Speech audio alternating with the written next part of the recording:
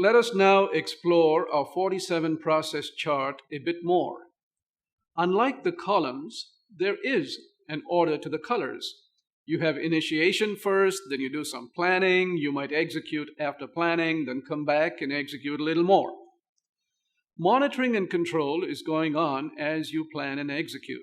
Then toward the end, you officially close the project, even though you could be performing closing activities earlier on. The project's closing is something you should be aware of and take steps to implement throughout the project, not just at the end. But you officially close at the end. Now, these colors are referred to as process groups. You have 5 process groups: initiation, planning, execution, monitoring and control, and closing. Until now, the 47 process chart appears pretty static. I'd like to bring it to life with 2 animations. An animation is a good way to remember a concept. Typically, if an animation is crazy enough, you will remember it better. So, what I'd like you to remember at this point, or try to imagine, is that after performing a fair amount of initiation, you jump like crazy from column to column in this framework. You put your hand in the planning boxes in the columns, you pick the outputs from the planning boxes.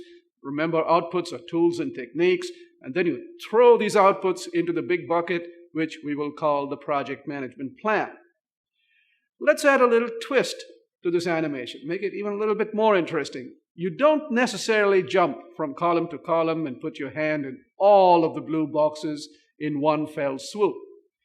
You might put your hand in some of the blue boxes, for example, in scope, which is done early, and then throw those outputs into the big bucket, and later on you come back and repeat this crazy behavior, this crazy animation. You put your hand into a few other blue boxes, throw those outputs into this bucket or plan.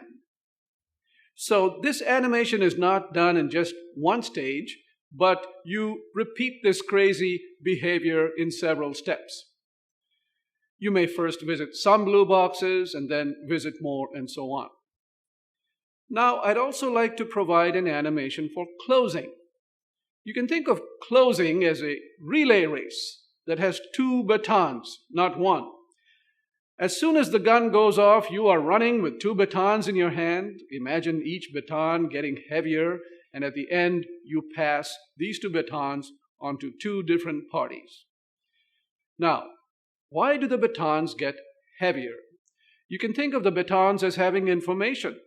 As you progress through the project, you put more information into the 2 batons. But what exactly are the batons themselves? One baton is what you hand over to the next in line in your project to go take your project output and do something meaningful with it.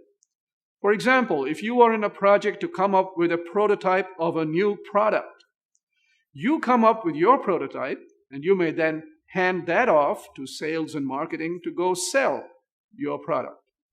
That is one baton handoff. But what is the second baton handoff?